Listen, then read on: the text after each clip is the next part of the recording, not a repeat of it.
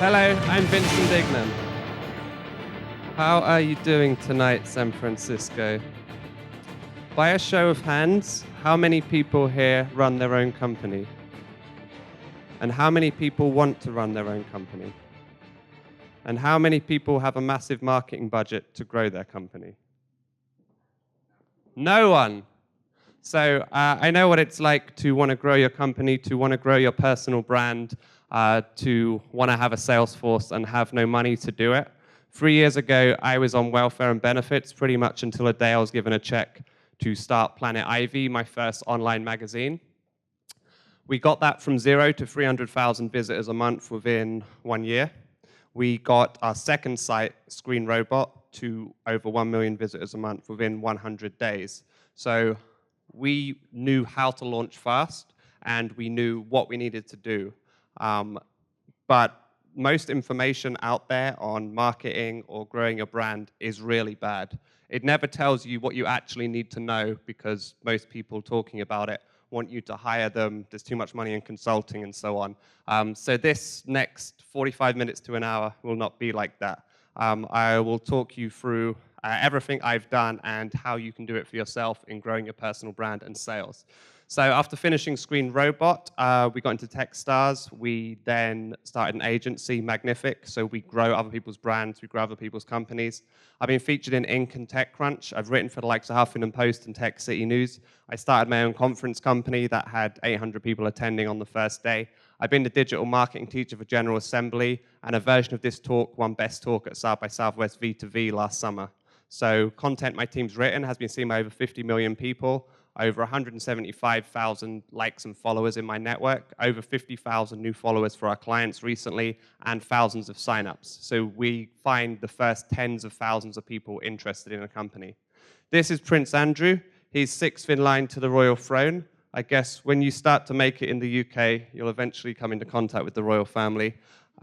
I helped some of his teams out for his Pitch at Palace competition, so helping them grow their social media and email lists. And he invited me to St. James's Palace, which is the second poshest building in the UK after Buckingham Palace. And I met his daughter. This is Princess Beatrice. And I told her about one of my ideas, and she asked for my business card, but she has not emailed me yet. It's been over 6 months, nothing. This is me on the cover of Disrupts magazine. I'd like to say I'm a pretty big wheel, and people ask me to be on the cover, but that's not the case. So here's how you get on the cover for a magazine. Go and find the editor, that's what I did, and say, I should be on the cover of your magazine. And he said, why? And I said, this is all the stuff I've done in the last 6 months. And if you let me theme the issue on growth hacking, which is innovative marketing, I will get 5 or 6 huge names to write articles. And he said, okay, because I was basically doing all of the work for that issue. I got all of the big names from people who had spoken at my conference for free. So when you have a personal brand, it all rolls into each other. So I got this cover and the main part of the magazine, and I did all the work for them. I'm right now in the middle, 53 dates into a North American tour. I was here about 3 months ago, here at RocketSpace. I've been to New York. I've even been to Utah? One of the two.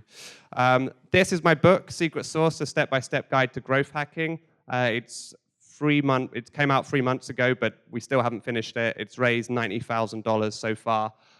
So it's a step-by-step on how to do social media, how to do SEO, content marketing, sales. I'll talk about it more in a little bit. So you guys are totally fucked. People think it's easy to grow a personal brand because we have social media accounts, or it's easy to do sales because you can automate. It's not true. On a side note, growing a business is shit. I mean, it's really bad. It's really stressful. It's really hard. You earn less than you would at Walmart for most new companies for the first year.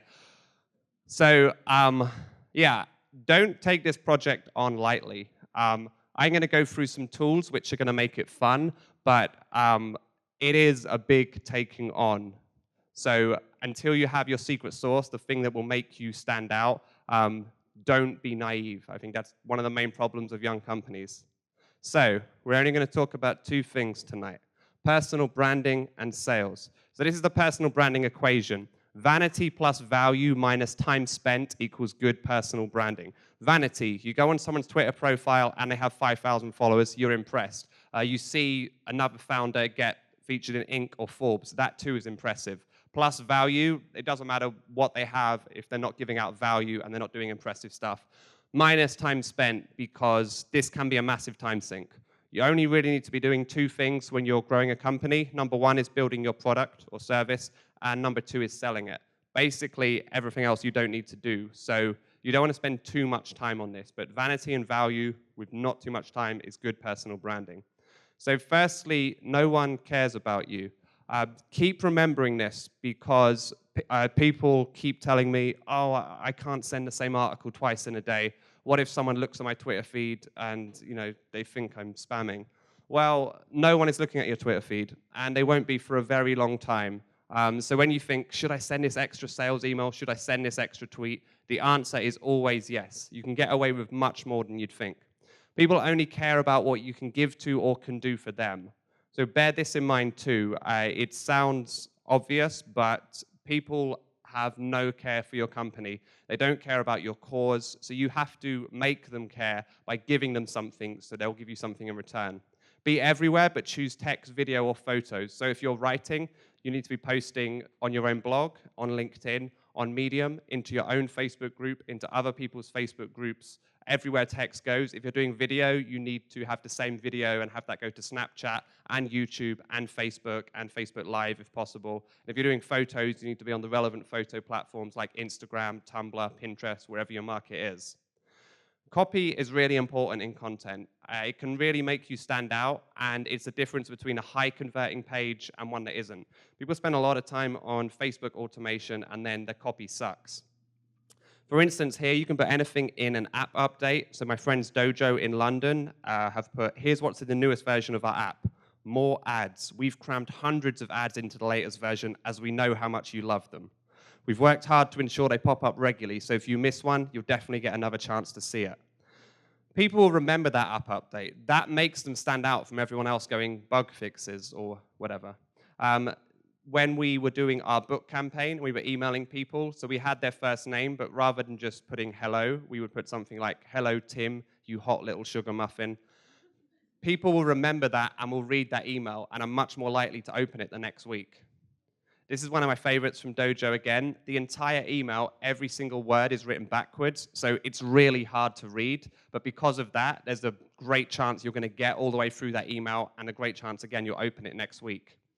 It is the secret formula of being sticky. So there's an external trigger. So if someone tells you about a product or you see an ad, there's an action. You visit the site, you join the site, you get a reward, normally content, you invest more time, and then you come back again. So some of you went on Facebook and Pinterest today. You didn't go because the content's good. You went because it might be good. You go on there to see if you've missed anything. So if you're producing content, you want to create that hooked model. Are you posting consistently enough, normally every day or at least once a week, that people are going back to wherever you're posting the content to see if you've checked more?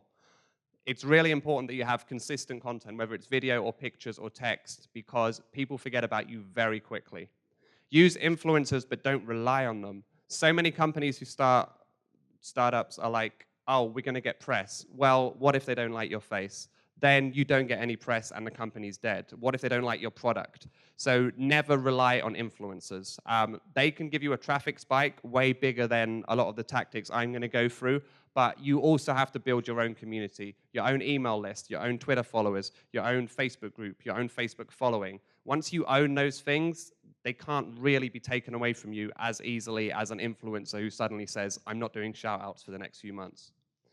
NinjaOutreach.com will help you find influencers. So just go on here and tap in your niche, and then whether it's Twitter or Instagram, it will find you the most influential people who have the highest engagement, who you can then reach out to. If you do written content, this is Analytica. Just copy and paste the article into here, and it will find all the influencers who have spoken about it recently. So you can say, oh, I see you've been talking about San Francisco tech. I've written an article which you may like. Check it out. Please share it if you do. This is the equation for finding great influencers via my friends at the Social Chain, influencer agency in Europe. I won't go through it now, but in short, it's not just followers. It's a combination of how much they charge per post, how many followers they have, how many likes their posts get, and how many comments their posts get. So people can buy fake followers, although it's pretty rare. But for a lot of accounts, they just don't have that much engagement, even if they have a lot of followers. So use this equation to find out how good the influencer actually is. Building a brand is 10% content, 90% distribution. This is something almost everyone gets wrong. It does not matter how good your content is. This is a tweet from One Direction's Harry Styles. His first tweet of 2015, it's the word burger. 213,000 retweets. That is not good content, but he has an incredible distribution system. So I would much rather have a mediocre content with amazing distribution rather than amazing content with mediocre distribution. We've all seen posts that suck that are going viral because BuzzFeed or Inc. or Forbes have put money behind it on Facebook. So you want to have a distribution system. So this is an email list, a LinkedIn following, a Twitter following, a Facebook group, and so on. 1 in 5 good posts is all you need that people will remember. The only way to get good at doing content, whether it's video, picture, or text, is to do a lot of it. So what you want to do is post a lot. If you just have one good post, people will say they're a good blogger or they do interesting stuff. They will forget about the bad posts. Copy until you develop your own style. As Andy Warhol said, all art is theft. So start with someone else's content, and then you can develop your own style around that. So like a lot of the tactics I'm going to go through are a starting point. Once you understand the mechanics of Twitter, Instagram, Facebook groups, then you can start to develop it in your own way. Never say no to public appearances. If you're trying to build a personal brand, public appearances are how you get your face out there. For the most part, all of us just stay in our apartments or office buildings or co-working spaces just working on our laptops. So we aren't really very public facing. But when you do a public appearance, people start to know who you are, and then people, if you have good chat, people will invite you back to do more. Scale worldwide as soon as possible. You're in the best market in the world already, 300 million people here. So once you have something that works in San Francisco, you can scale it to New York, to LA. So something like public speaking in order to get leads works really well. Be vulnerable. Say what people are really feeling. Everyone wants to become business guy when they start a company. Like, I must be professional, I must be formal. That doesn't work in content. You want to be honest about the industry. You want to say, the fashion industry is broken. Here's what we're trying to do to fix it. We don't think people should pay so much for cell phone service. Here's our plan to change the industry. Those sort of posts go viral because they're very honest, especially if you talk about your personal journey. Something a lot of people are doing now in the internet marketing space is they're blogging their journey from day one. So like, I'm at 0 right now, and I'm going to get to $1 million revenue in this year. People are behind you, where you are. So if you start writing about my journey, there's always people who aren't at your level who will love what you're doing. So your essentials, your personal Facebook needs to be your public Facebook. Pretty much everyone in startups does this now. So Facebook is the place everyone sits, like 1.7 billion people there. You can't ignore it. It's where the majority of traffic is sent to websites from anywhere in the world. So you want to open up your Facebook, add everyone you meet at networking events that's relevant, add relevant connections. Most people will accept friend requests, and you're building your network. Everyone from the top CEO to the youngest intern spends all day on Facebook. No one escapes it. It's push notifications on your phone. It's open it on a browser somewhere. Everyone's on Facebook all day, so if you want to get hold of someone, it's a great way to do it. Also, people share things on Facebook they wouldn't in real life, so things like their kids, their dogs, so you build a better relationship with people. Twitter is your public network. So Twitter is normally the first thing people click on when they Google you. So if you have a lot of followers, if you have good content, they are impressed straight away. LinkedIn as well is somewhat surprisingly good for content, considering it's a very serious place. When you do good content, it really stands out on there, and pictures really work on LinkedIn as well. It's kind of less played out than the other networks because everyone's gone to Facebook and Twitter and the main places. So having your place for content means that you target people in different audiences. You don't really get to say, I don't think my audience is on Medium, I don't think my audience is on Twitter. People are spread across all of them for pretty much every niche. So it takes 10 seconds to cross-post something across, and you can always get different readers from different channels. There's a conspiracy amongst social media marketers like me, and we're all in on it. We say the way to get big on social media is to post consistently, unique content, and have a strong voice. All the guides say the same thing. The reason we tell you that is because you try it, you don't get any followers, you don't get any clicks, and then you hire us and pay us lots of money. It's a big scam that we're all in on. That's not how you get big on social media. You get big by being aggressive. Follow lots of people, reach out to lots of people, reply to people, ask for shout-outs. For whatever platform you're trying to grow, it doesn't matter what content you put out until you have the first 3,000 followers. You could be doing everything right, but you will not get the likes and shares if you don't have those followers to see your posts. People don't care about you, and they definitely don't care about your product. So if you're posting office selfies or alcohol Fridays, no one cares. I'm going to say something controversial here. If you're not good looking, no pictures of the founding team. It's just not nice content for everyone else. You need content that makes people feel good. So pictures, videos, interviews. It's really hard to get that stuff originally every day, so my advice is to steal it. This is something I brought across from Facebook to Twitter, and I was the first one to get it. And because of that, it instantly went viral, thousands of retweets, thousands of likes, so many that my name started trending in London and Melbourne, Australia. So I got a load of new followers and likes for something I didn't create, but it still felt good. Something not a lot of people know, a lot of people on Twitter are unemployed, so they wait for someone to tweet who's famous, and they want to get that first snarky reply. So there was a telecoms company in the UK called TalkTalk, and they got hacked. So the newsreader tweeted, TalkTalk has received a ransom demand, and someone replied, they could be hanging on for hours for a response if it's TalkTalk. So I screen grabbed that and got 50 retweets in the first 5 minutes. So that's instant viral content. If you want Apple, Command, Shift, and 4 enable you to screen grab part of the screen. If you don't know where to find viral content, this is Welcome to the Internet. It's the best page on Facebook. So they constantly scrape the web for everything that's getting likes and shares and retweets, and they put it on this Facebook page. So you're pretty much guaranteed that people will like and share it from your page because they've already validated it. Ruzzit.com is an amazing invention. I can't believe no one thought of it before. It's a viral content aggregator. So you just tap in your niche, so finance, investing, fashion, cars, and it finds everything that's trending on platforms like Facebook and Twitter. So you just put whether you want to have a video or picture or text post, and it will find that content for you. Sniply is another way of getting free traffic to your site. So when you share something in your email or on social media, even if it's to BuzzFeed or Wall Street Journal or an external site, it puts a little pop-up in the bottom left corner when they click through. And you can put an advertisement for your site, or you can grab their email from here. So it's another way of getting extra clicks for free. Instagram is the best place to find new users and customers right now.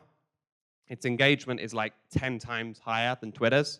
What you want to do on day one of Instagram is to find the one user who absolutely loves what you're doing, follow all of their followers, then look at the hashtags those followers use and start using them in your own post. And then all those people you followed will see those hashtags and start to tag their friends.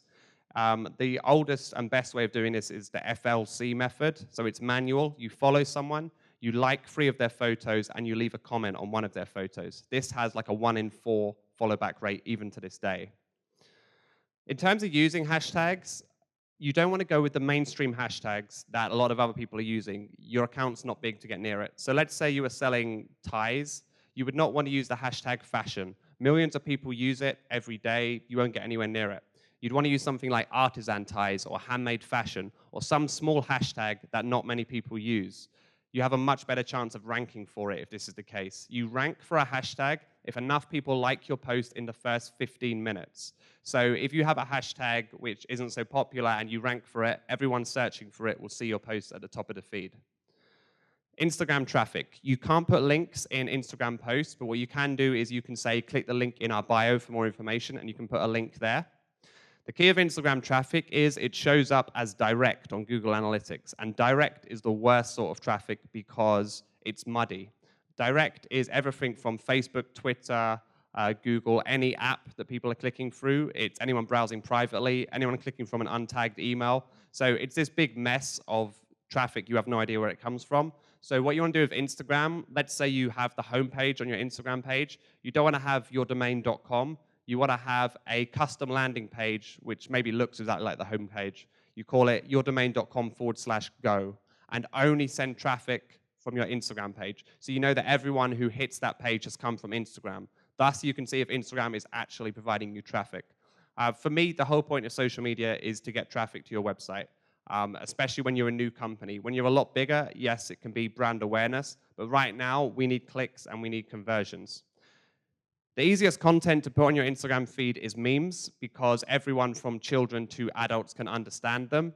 So it's just a case of screen grabbing the meme. Memes are something taken by members of the public, obviously not for profit, just for fun, so they can be widely distributed. So this is one of my favorite memes of recent times. This lady has her dog in the front seat and husband in the back. When you're trying to eat your roommate's food without them noticing, and there's a tiny slice of pizza right there. And finally, my dream, holding hands with a girl, my reality, holding the foot of a cat. This is the anatomy of a good Instagram post. So this is Founder magazine. They went from 0 to 110,000 followers in 6 months. So they have a picture of a lion, which is somewhat inspirational. They've given a tiny credit, and they slapped an inspirational quote on it.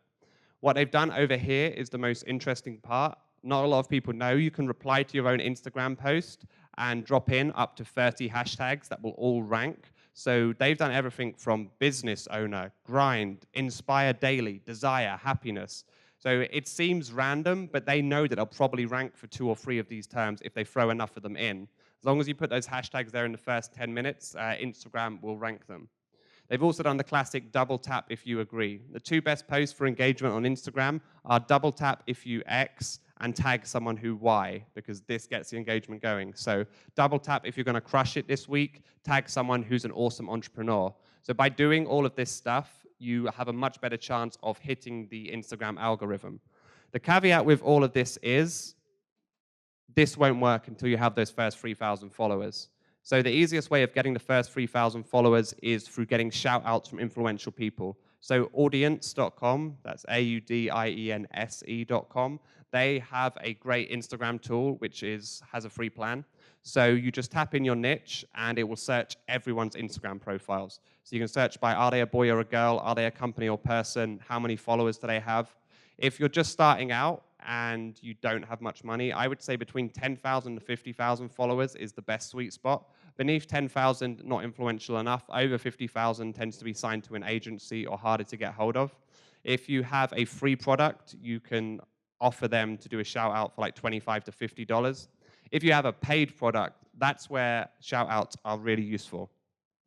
So in our book, we talk about the power of affiliates to bring you sales. The example we use is a guy who sells WordPress widgets, and he gets $75 for every sale of a WordPress widget. For every affiliate who brings him a sale, he gives $75. So he makes 0 on every sale, but he gets their email.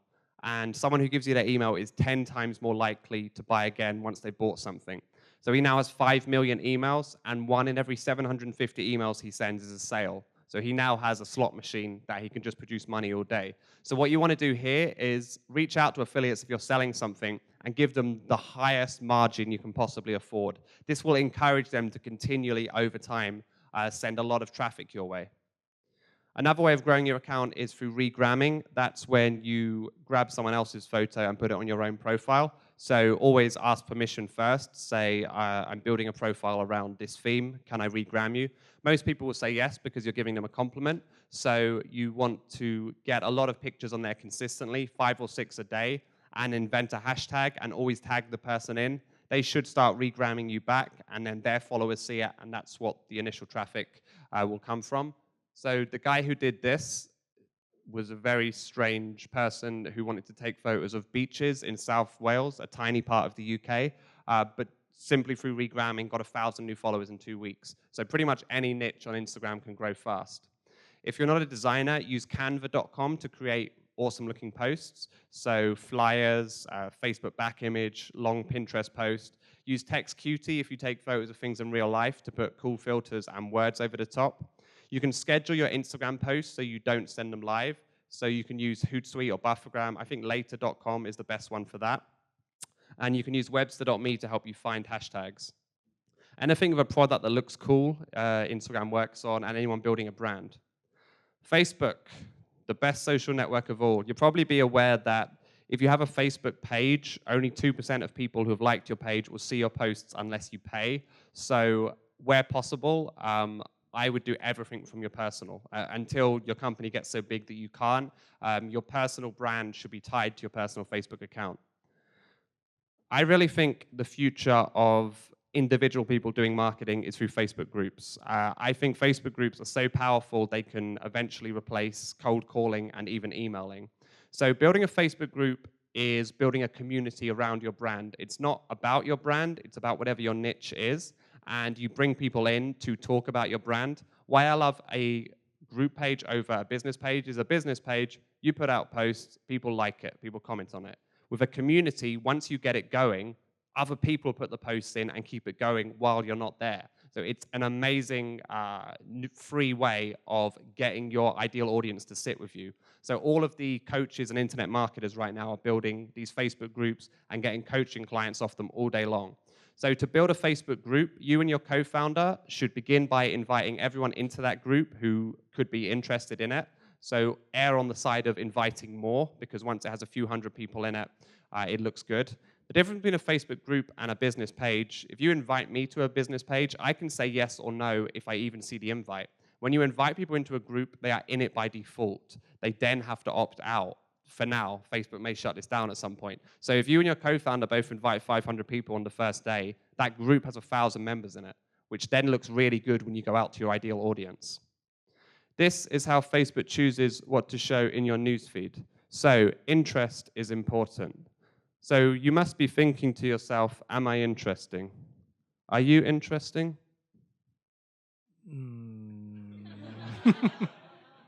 I don't think so. Do people generally like, share, and comment on your posts? No. So you should change up what you're doing in order to get more likes, shares, and comments. So Facebook's algorithm works. If your posts generally get likes, shares, and comments, it will show your post to more people. So you can't have those dead posts that don't work. So switch it up. Try pictures, try video, try switching up what you talk about. Secondly, type of post. Facebook loves whatever has been introduced the most recently. So live video will get shown to a lot of people who are connected to you. After that, video will also get shown to a lot of people. Then text and photo will get shown to quite a lot of people, and external links get shown to very few people. Facebook's always hated external links because it causes you to leave Facebook. And Facebook's one job is to keep you on Facebook. As a side note, I think the age of the blog is dead. So the age where you would write content on your website and you would get traffic from Facebook, Twitter, and Google, I think that's over. Twitter traffic is dropping all the time because very few people look at their home feed.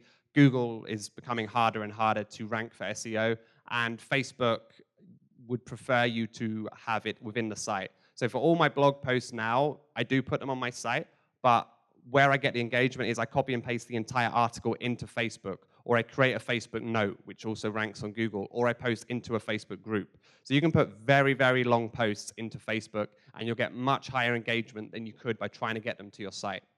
Finally, recency is the area you have the most control over. You want to get as many likes and comments and shares in the first 10 minutes of a post going live.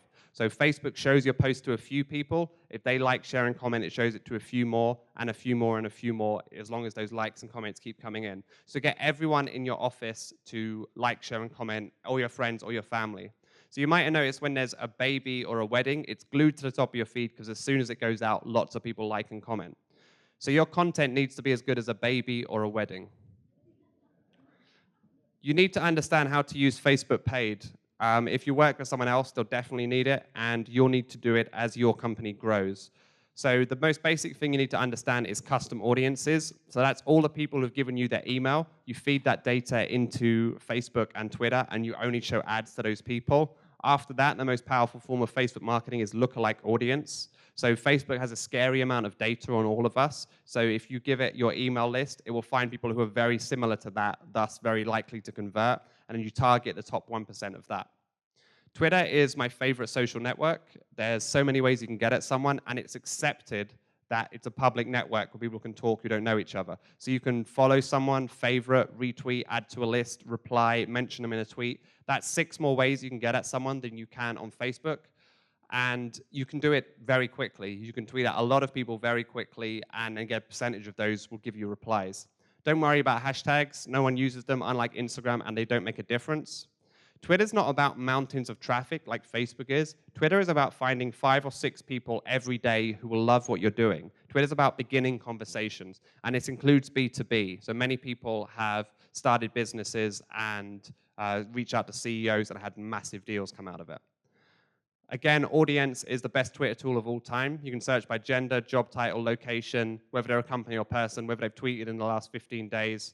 So let's say you wanted to reach out to artists. If you right now go on audience and type in this box artist, there are 1.2 million people it will fetch for you from Twitter. So that is a massive audience you can reach out to. When my agency signs someone, this is normally the first place we go to find users who are going to be interested in the companies we work with.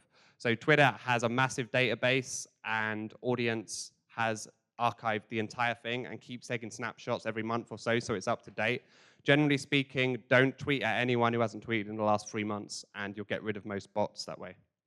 One of the golden rules of the internet, people generally follow back. So if you tap in your competitor's Twitter account on something like Tweepy and start to follow their followers, about 1 or 2 in 10 will follow you back. So this is very rudimentary, and obviously there's more of a science to it, and that's why people hire me. But at a basic level, I always tell new companies with no budget, create 4 Twitter accounts, so company name, company info, company help, company USA, and then you can reach out to 4 times as many people, follow 4 times as many people, and as an aggregate between those 4, that will add up to something approaching nice free traffic. If you have a new Twitter or Instagram account, don't follow more than 50 to 100 people a day for the first month. Second month, 100 to 200 people, 200 to 300 for the third month, and 300 to 500 after that. Steal the good stuff. Only retweet when someone compliments you. If you see something you like, just copy and paste it into a new tweet and claim it as your own. No one ever finds out. Tweet the same article at least 5 times a week when you write one. You could easily do it 5 times a day and no one will notice. Twitter's not like Facebook. If a tweet is not seen in the first 17 minutes, it will likely never get seen. So sending 1 tweet every 15 minutes absolutely works fine. We were selling traffic basically when we were running a content agency. So we were running 10 magazines, and as well as writing the content, we could promise some traffic. We did this by having a network of Twitter accounts that were tweeting 300 times a day. About 5% of people were unfollowing the accounts, but the other 95% were clicking tens of thousands of things. We were sending so much traffic to sites because people tend to go into Twitter for a few minutes and then leave. So if you get them in that moment, it works. We also, from our network of accounts, sent 1 tweet about our Kickstarter book every 30 minutes from all accounts, maybe 6 total tweet complaints for the whole month campaign. And meanwhile, Twitter was almost the biggest driver of traffic we had on Kickstarter from people clicking on those links. Businesses are mainly Twitter. Anyone looking to get thousands of users, anything where content is important, the easiest way to get traffic to your website, build a content empire, write lots of content, and then send more tweets. So if you want more traffic to your website between today and tomorrow, just buffer up loads of tweets tomorrow, and you'll see more traffic. Anyone looking to reach a certain job title location, so if you want to reach divorced men who like Taylor Swift, you probably need Facebook targeting for that specific, but for slightly broader things, Twitter is fantastic. Also, events businesses. I hijacked the South by Southwest hashtag last year. We were tweeting everyone who used the hashtag. We're putting on a party. I was helping an app launch. Retweet this for free food, free drinks, and extra guest list. We had 1,700 people through the door, one of the biggest parties at South by that night, and that was the only marketing we did. Twitter's also half the reason that I can come out here and do a 50-date tour when America doesn't really know who I am, because everywhere I go, I'm tweeting the founders, entrepreneurs in each city, giving these talks on personal branding and growth hacking, and then people come along. Tumblr. Businesses don't really need Tumblr. If you are in the teenage niche, maybe. So here's an acquisition hack. Go and find a teenage girl with pink hair or blue hair and ask them who's influential and then pay that person $30 for a shout out. No one knows who is influential on Tumblr because followers are almost never public. So if you can find someone who does know influential people, you could probably get an amazing deal on traffic. Pinterest, anything beautiful aimed at females 30 plus. So furniture, curtain drapes, weddings, cats. Will go down well. Groups are the easiest way to reach thousands. So if there's a Pinterest group with 500,000 members and you can post pins into that group, 500,000 people can see it. The problem is Pinterest groups are like LinkedIn groups. Everyone knows they're full of traffic, so some of them are full of spammers and some of them are closed to new members. So you need to charm your way in, send a direct message and a comment, because once you're in, you can put pins. And once something takes off on Pinterest, the good news is it lasts for a long time. Like that, you will have a low level of traffic for a long time. But it's not easy to do. You have to find someone who understands Pinterest or is influential.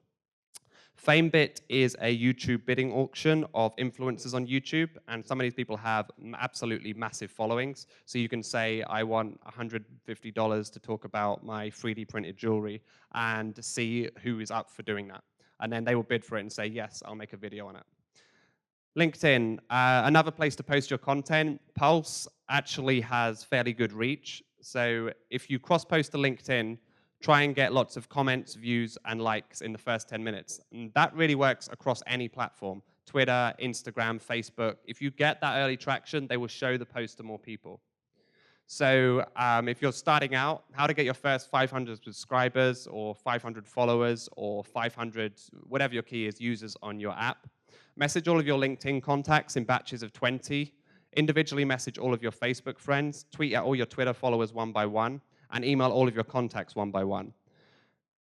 Business is all about asking people to do things that they don't want to do or don't know that they don't want to do. So by starting with your friends and family, they're the people who love you the most and are most likely to refer you, most likely to buy whatever it is you have in the very outset. If you feel embarrassed about doing it, if you feel awkward, then maybe you're not cut out to be an entrepreneur. There's plenty of other jobs out there.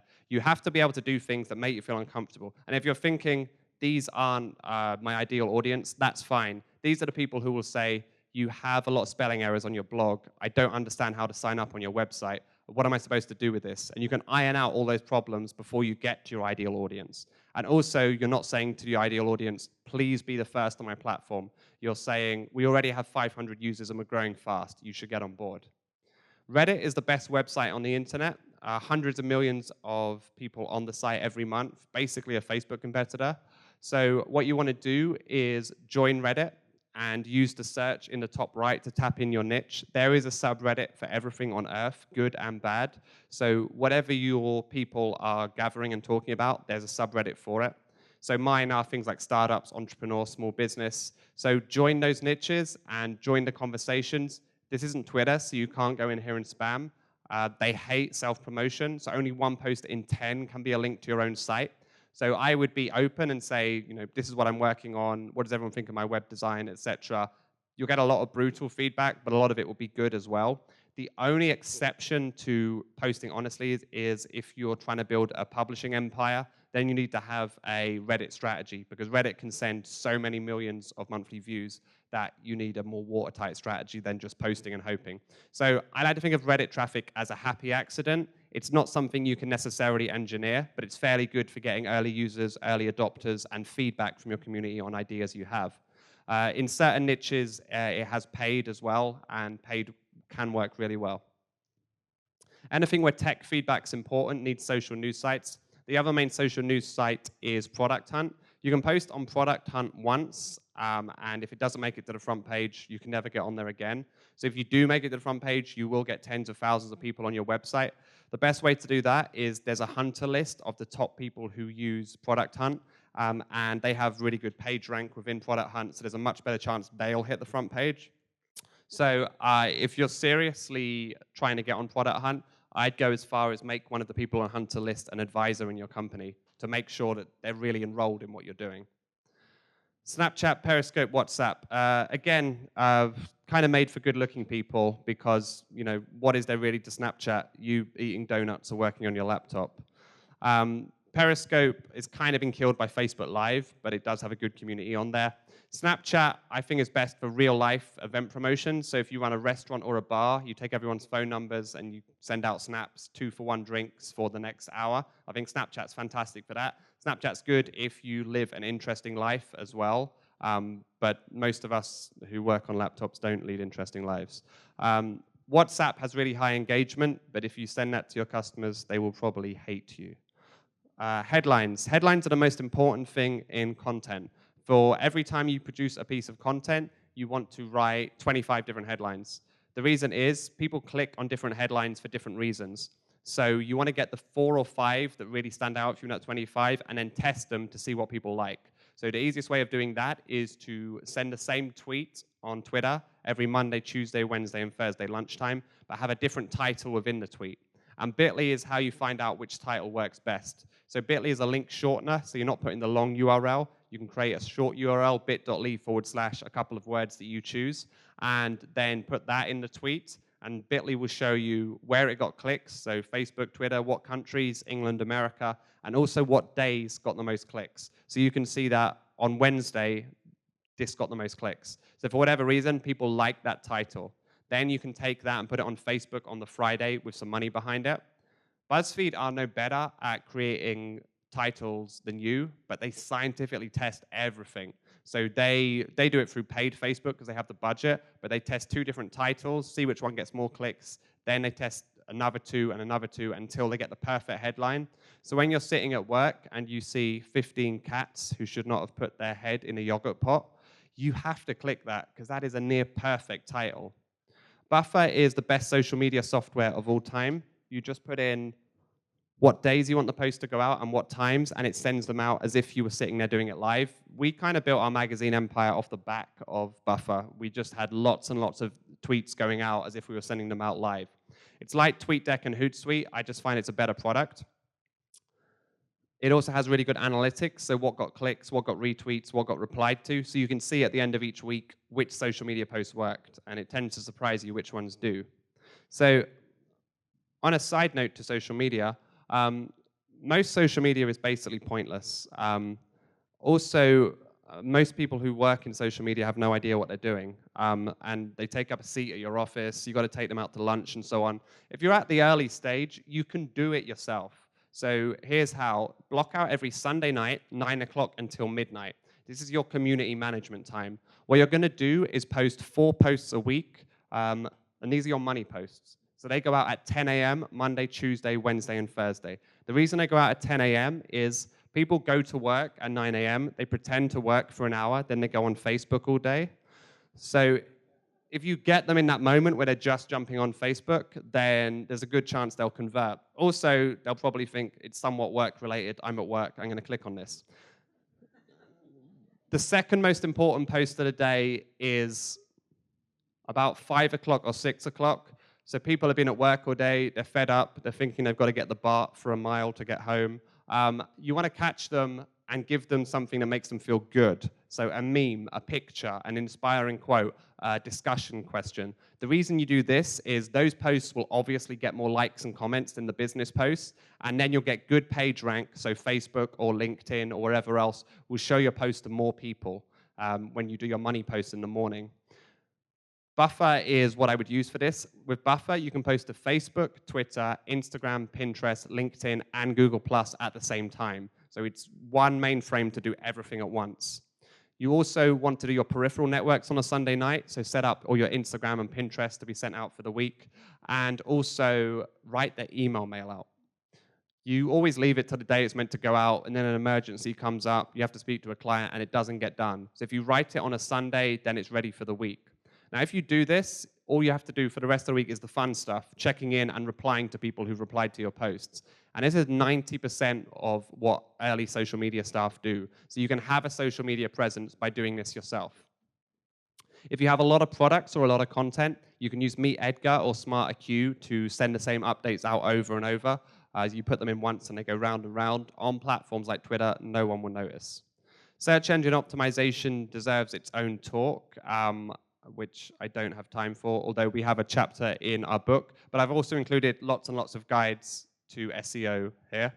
Keywordtool.io will help you find SEO keywords. Yoast is the best plugin if you're on WordPress. ClickMinded as an SEO checklist. If you put a business page on sites like PhotoBucket, Flickr, and Yelp, they have lots of traffic, so they have incredible page rank, so that looks good for your site. And Longtail Pro you have to pay for, but has SEO keywords. Content. We are all subject to base desires. Get laid, get paid, lose weight. If you write about those three things, you will never be short of clicks. If you sell those three things, you will never be short of money. Outreach is everything for the first 5 years. There doesn't come a point for most of us when, damn, we've had so many press requests, so much going on, I don't know what to do with it. You've got to follow, reach out to people every day. You've got to ask people to guest blog, book your own talks, constantly build your network. So all of these things have network effects. So investing in yourself means more over time. Like you eventually meet a business partner. You eventually get to go on TV through someone you met 6 months ago. So you have to be doing outreach constantly. A lot of this can be automated, but it should be a priority because like building your assets, your Facebook, your Twitter, your LinkedIn, this will last for years. This will go beyond wherever you're working. If I had only one piece of advice for everyone, have a secret sauce. As I mentioned earlier, business is really hard. Basically, everything is extremely competitive. So you have to have something which makes you different from other people. So mine is I can automate lots of different things to send lots of traffic. I've been writing for the last decade, so my copy is pretty good. So little things that you can do that are a lot better than other people. You could innovate in sales. You could deliver things cheaper. There's so many little ways you can get a competitive advantage, but if you just copy what everyone else is doing and try and sell, it's going to be very hard. It's what's known as having a blue ocean strategy. There's a great book about this. So generally in business, if you're similar to other people, you're in an ocean and you're competing with everyone else, and generally you compete on price. So you're slashing away your margins, trying to get to your competitors, and you're turning the ocean red. The problem with that is no one really makes any money. So you want to be in a blue ocean. In a red ocean, you compete in an existing market space. Blue ocean creates an uncontested market space.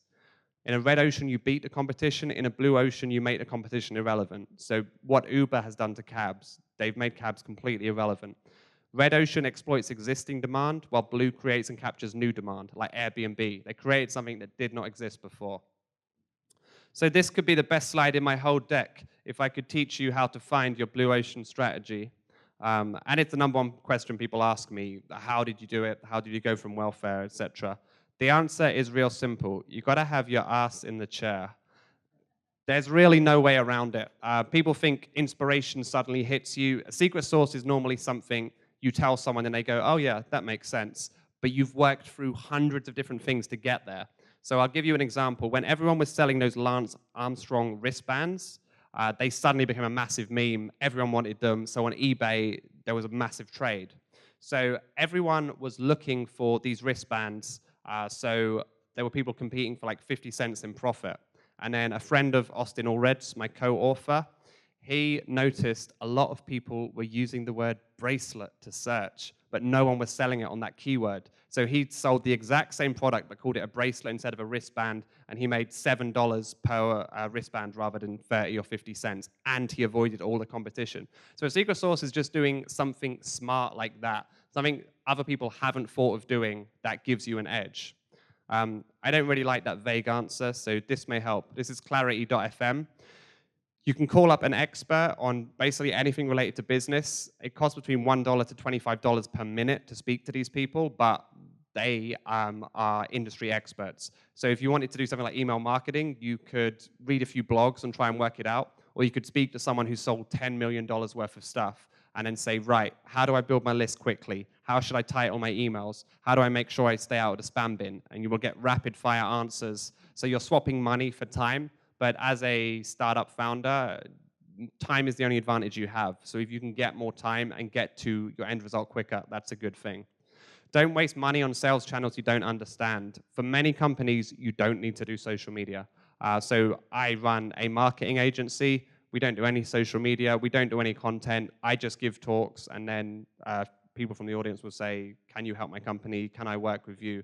And we don't have to be competing with everyone else on social media on content. Generally speaking, social media and content can't save sales. SEO can if you're really good at it. For most early stage companies, the easiest way to get customers is public speaking. So if you're selling a high price product to a small amount of people, so if you're an SEO consultant or a branding consultant, you only need a few people to give you a few thousand a month and you've got a good business. So the best way of doing that is public speaking. Likewise, if you want to get very early users. So here's how you become a public speaker. Scan Meetup and Eventbrite and any other relevant event sites for your keyword. So mine was startup. Find all the popular meetup groups that have meetups coming up. Likewise, all the co-working spaces that might house you. And you're going to send all of them the same email as a private message, so they think you're emailing them privately. So you're going to say, I'm a big fan of your meetup. Can I come and give a talk on 10 ways to be better at our industry, or some other listicle? I've got a massive network I can invite. Just say that. No one ever checks. And then copy and paste that to everyone, and about 1 in 4 will get back to you and say, yes, you can come and give a talk. They need you. This isn't a privilege for them. They constantly need new speakers to keep their events fresh. Likewise, conferences and keynotes. They need you as much as you need them, and it's a win-win for everyone. So by doing this, you can very quickly start public speaking and getting in front of your ideal audience. And the people who don't buy from you, well, they've heard of you. You can grow your network with them. They can then refer you on to other people. It's the opposite of networking, which I find, generally speaking, is a complete waste of time. Like, you wander up to someone, what do you do? And they're like, I'm in finance. And you're like, oh. And then you've got to speak to them for 10 minutes and then move on. And then you could only speak to like 5 people an hour. But when you give a public talk, everyone has to sit there and listen to you. Like right now. Something not a lot of people agree with me on, criminally undercharged to begin with. Most companies start with 0 sales, and that remains that way for a long time.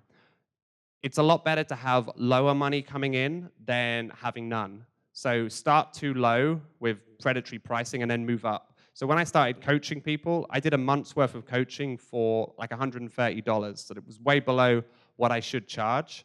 But because of that, I had 19 paying clients in the first month. And then, of course, I got better at coaching. I became comfortable with asking for money, which isn't something that comes naturally to any of us. I became comfortable with the invoicing system. And of course, in the second month, I started to get referrals. I doubled my price. In the third month, I tripled my price and so on. It's really easy to do. And then the new people who come on, they pay the higher price, and the old people keep the lower price. Money talks loudest. If you're telling your parents about your company, money's coming in, they're happier. If you tell investors coming in, they're happier. So criminally undercharging is the easiest way to start making money. Main sources of more customers. Number 1, ask your friends. Number 2, upsell your current customers with new services. Number 3, ask for referrals. Number 4, capture data and pitch, so email marketing, which I'll go to in one sec. Generally, give, then receive. So people have that misconception, if you're good at something, never do it for free. The more you give away, the more it comes back. I'm a big fan of the phrase, if you want to make $1 million, help 1 million people. When you give out content, people are much warmer and will want to give you something in response, whether it's an introduction or an introductory phone call that may lead to a sale. The more you give away, the more comes back to you. How to get people to pay up.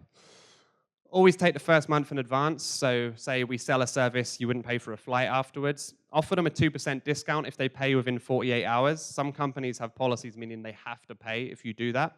If you work for someone else, say my boss is on my back about this. And if you run your own company, say I need you to pay so I can pay my staff. No one wants to feel like Scrooge and then they're thinking, these people won't get paid, so that normally works. There's something you can enact in an emergency. I've used it twice maybe when people wouldn't pay up. So if you're emailing them, they're not getting back to you. You're calling, they're not getting back to you. Normally, when you sell to a company, you have 2 or 3 other people in the email chain at some point. So what you're going to do is email all of them at once and say, has James left the company? Because everyone else in the company goes, whoa, he must be really bad at getting back to emails.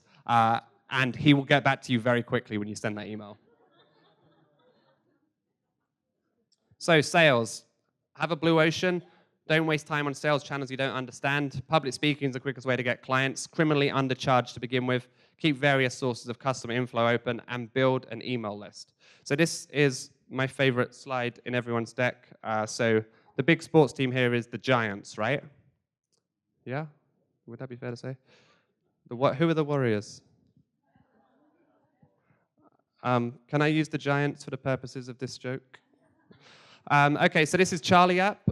Type in someone's email address and it finds all the public information about them on the internet. So all their blog posts, all of their company news, all of their LinkedIn. So I could meet someone here in SF and go, I love sports team SF Giants. And they're like, wow, that's my team. We've got to work together. And I'll be like, yes, but I don't really love the Giants. I just looked them up on here to make it so they like me more. This also works for dates. When you have a date with someone, say, can I get your email and send you a calendar invite? And they think it's kooky, and they're like, go on then. And then you find out what they're into, and then talk about that in the date. Email Hunter. Type in any company's web address, and it finds all the public email addresses of people who work at that company. So if you want to sell to a company, you don't know where to begin, this is useful. Or you want to write for Wall Street Journal or someone, you can find the relevant editors using this. Norbert will find anyone's email address in the world. You just need their first name and their last name and the company they work at. It's $10 for 1 day, and this will basically find anyone's email. Discover.ly, great tool. Go on anyone's LinkedIn profile, and it shows you all the Facebook friends you have in common, or go on anyone's Twitter profile, all the LinkedIn connections you have in common. If you're trying to sell to people and you only need like 30 to 50, don't do cold emailing.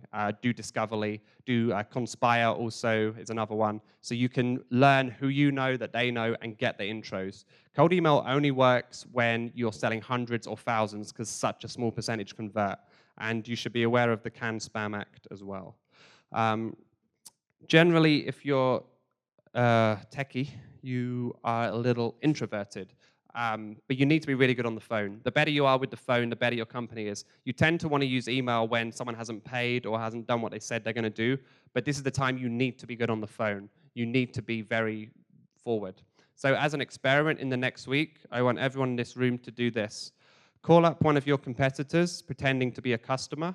Ask them about all of their features and all the features they're going to build in the next 6 months, and then steal their ideas. It's somewhat ethical. I can't say I haven't done it, and this is America. So, email. Email is 40 times more effective than Facebook and Twitter combined. As we've seen with Facebook, you build a page, you don't control it. Twitter and Instagram, it used to be chronological. So if someone was looking at their feed when they were logged in, your post would come out. Now the default view on Twitter and Instagram is while you were away, what got the most likes. That's always going to be memes and business news. It's never going to be your blog. So once you build something on someone else's land, you don't own it. But email, people keep the same email 5 to 10 years. Like, has anyone in here ever changed their Gmail address? Like, you never change it. So when you have their email, you have permission to contact them forever. And everyone checks their email every day. Not everyone looks at their Facebook and Twitter every day. And people say, what about young people? They don't use email. They don't until they get a job. Now they have an email address. No one escapes email. Hello Bar will help you capture emails. It's very eye-catching, sits at the top of your site. And you want to do one of 2 calls to action. So they are 10% off anything if you give us your email. And if you're not selling something, you want a really good piece of content. So we discovered the 10 things everyone does wrong in our industry. Click here to get our ebook. This is SumoMe, does the same thing. It'll have a pop-up you can collect emails from. This works when someone's hovering their mouse and about to hit the red X, they get this pop-up, so you can then hit them with 10% off or check out our ebook.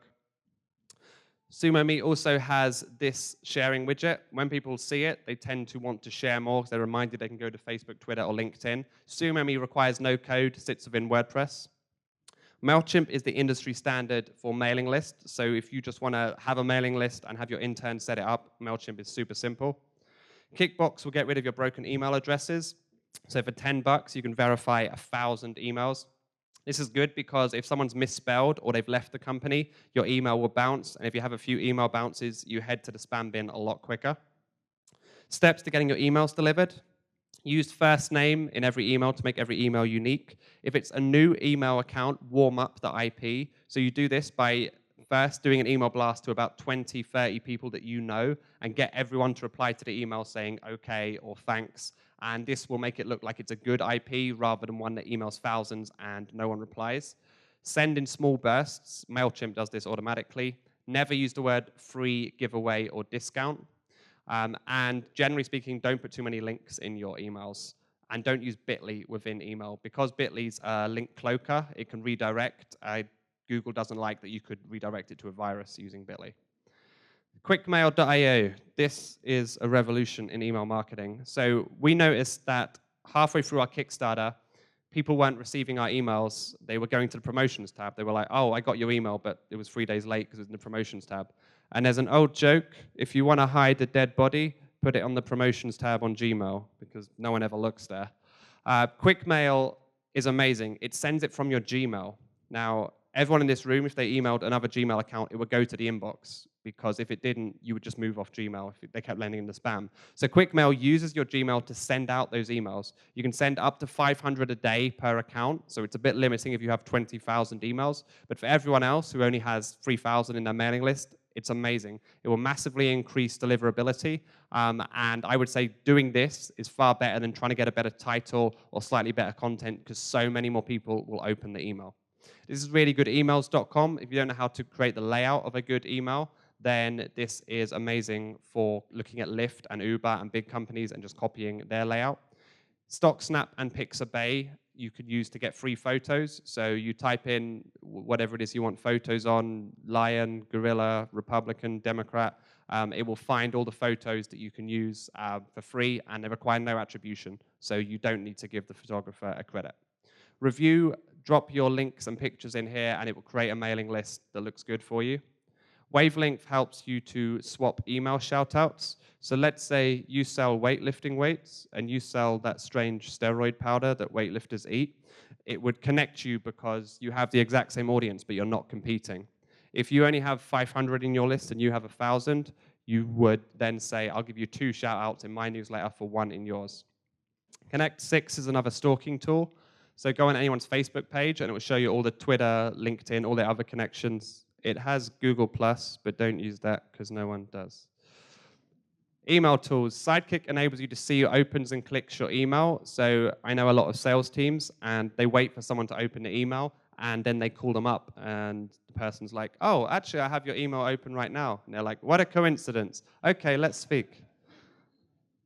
Boomerang enables you to send emails later. So if you don't want to talk to your boss, you can send it at 6 o'clock, or if you want to pretend you get up early and do Bikram yoga, you can send it at 5:30 in the morning. Maelstrom is an inbox clearer. So you should have 2 inboxes, one for Meetup, Eventbrite, all your newsletters, and your main one for clients and internal stuff. So Maelstrom will archive everything out of your inbox. So it's not deleted. You can still search for it. It's just not in your inbox. And it will unsubscribe you from all the newsletters that you've gotten a part of. So Maelstrom is $10 for 1 month. So use it for 1 month, get to inbox 0, and then delete it. I went from 3,000 unread emails to 0 in 1 month. And once you've got to inbox 0, it's easy to stay there. Streak, if you're the person who does sales in your company, Streak's a great tool. It's a Google Chrome plugin that sits within your Gmail. So when a client or an investor emails you, you tick one box and it adds it to this sales flow. So are they a lead? Have they been contacted? Are you negotiating? You can report back to your co-founder or boss. Here's how sales is going. When you start a company or you're low down at a big company, you may email someone and they may not get back to you, but they should, because you've spent time to create that email. So Rebump is a Gmail tool. If you email someone and they do not get back to you, Rebump will email them every 4 days forever.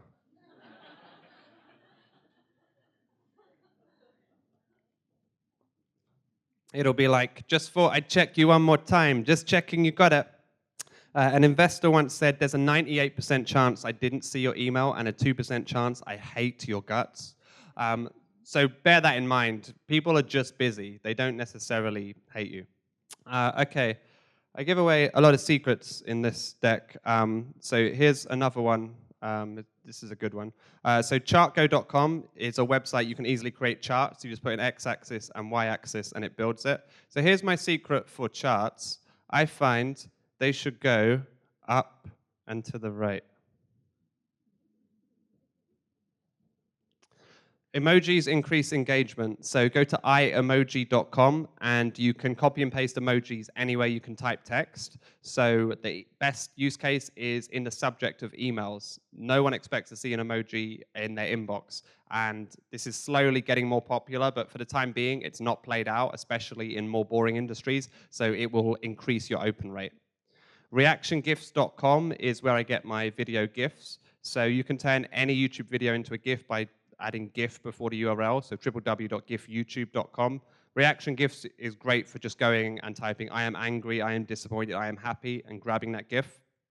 Best use case is to drag them from Safari onto your desktop and then into an email. No one expects to see a GIF in an email. There's an app marketing strategy guide in here if any of y'all are doing apps. Typosaurus will help find any spelling errors on your website.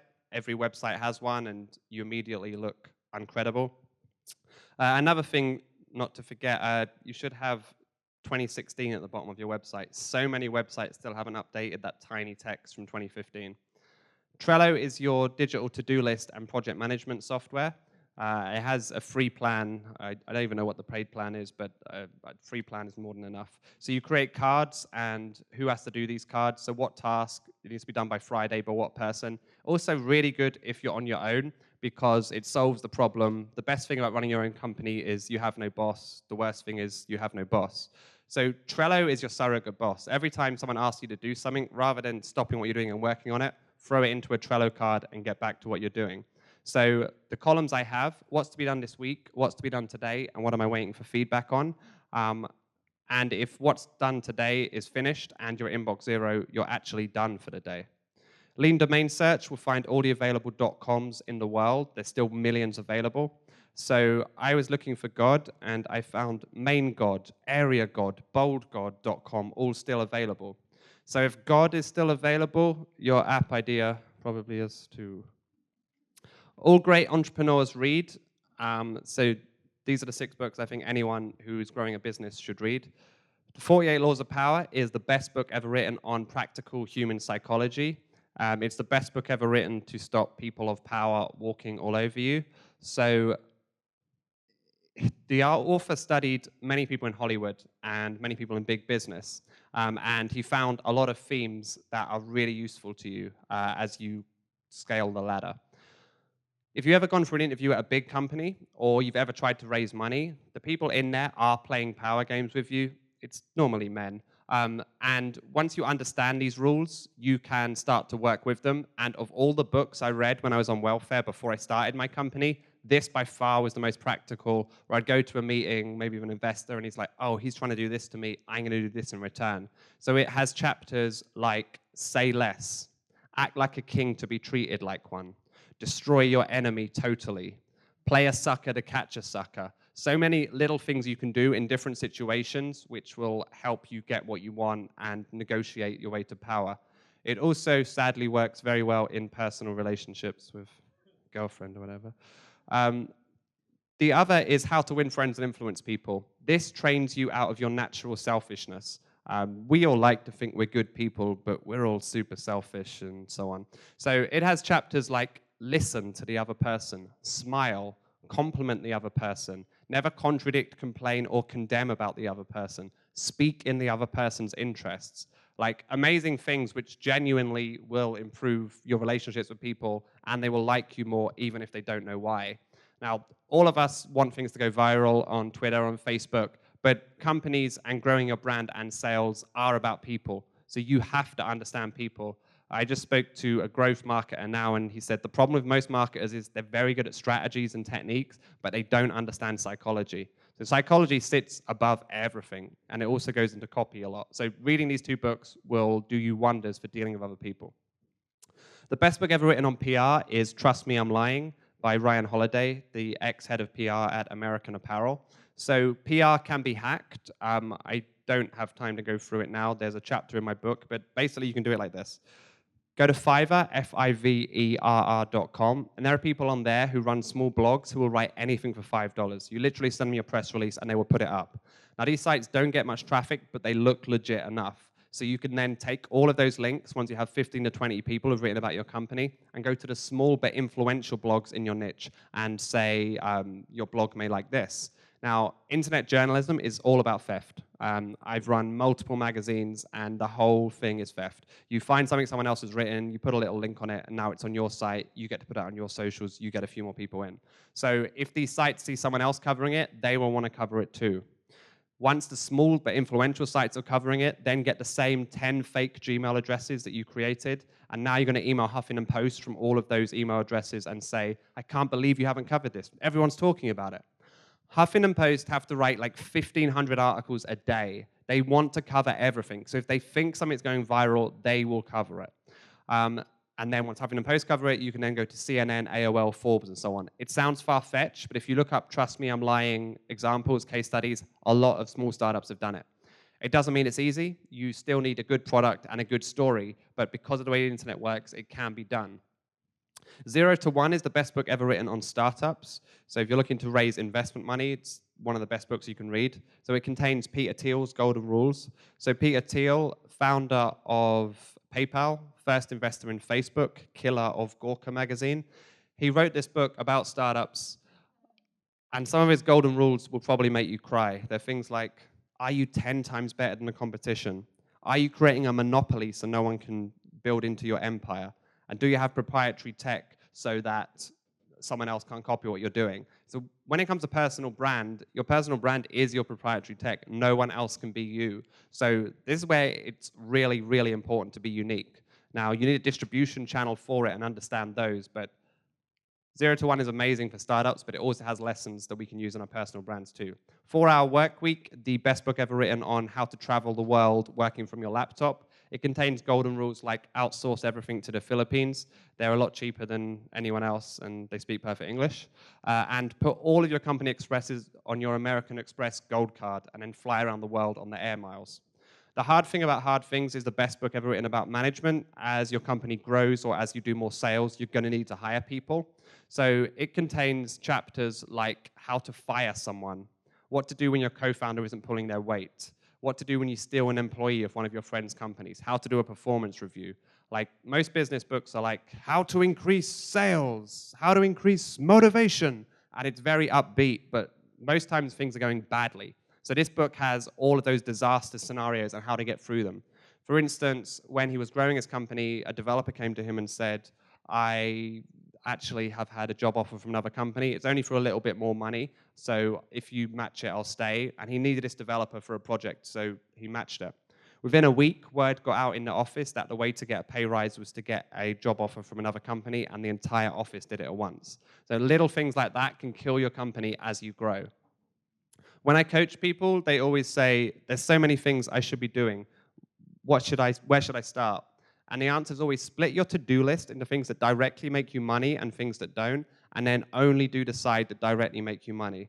You'll be surprised how much the second side can wait. Maybe it's content or social or accountancy or legal. All of these things can wait other than building your product. Something I've started doing recently, having a board meeting with myself. So at a set time each week, I might put on a shirt and tie and be like, is everyone here? Yes. And you want to have just one goal for that week to hit. So something measurable. Traffic has come up 20%. If you haven't hit it, you've had a bad week. If you have, you've had a good week. And after you do this for a few weeks, you'll end up texting your friends, the board are going to be unhappy this week. And they're like, what? If you have a co-founder, maybe do it with them. We're not in a bubble. There's record amount of money going into companies. There's a record amount being spent in the streets. Just focus on building and selling your product. As a side note, never take advice from someone who has not done the exact thing you're trying to do. A lot of people who write about business have never ran a business. I haven't talked about how to sell a company or how to be on TV because I haven't really done those things yet. But lots of people who write books and give advice do, so be wary of them. I'm looking to meet interesting startups founders who are growing their companies, looking to gain traffic and users. Companies looking to train and upskill on innovative marketing, social media. Anyone who can help me book more meetups and conferences across America and Canada. And anyone working on interesting projects that might need traffic and my help, so anything revenue generating. I'm moving to America next year, so I'll be here full time from then. My book is out on Indiegogo now. I know I've gone really fast tonight trying to get through it all. So it's a step-by-step on social media, SEO, content marketing, sales. If you search secret sauce on Indiegogo, you'll find it. In 2 slides time, it's all over, and that has my email. And if you email me, I'll give you my slides. Everyone in this room spends more time on Facebook than they do washing themselves. And that's a problem because Facebook is kind of worthless, really. You really have to curate that feed to get any value from it. So Stay Focused is a Google Chrome plugin. If you turn it on, you cannot physically spend more than 10 minutes a day on Facebook. Like, you can't even write Facebook in the bar, it just blocks you out. And yes, you can open a different browser, but you feel dirty doing it. So with all of that time you spend not on Facebook, which is basically going to be over an hour every day, you can start to work on personal brand. You can start to work on your sales. I'm going through the arduous visa process right now. It's taking a hell of a lot to get here. So you're in the best country in the world to grow your personal brand or to grow sales. So take advantage of it and blow up your brand. Thank you for listening.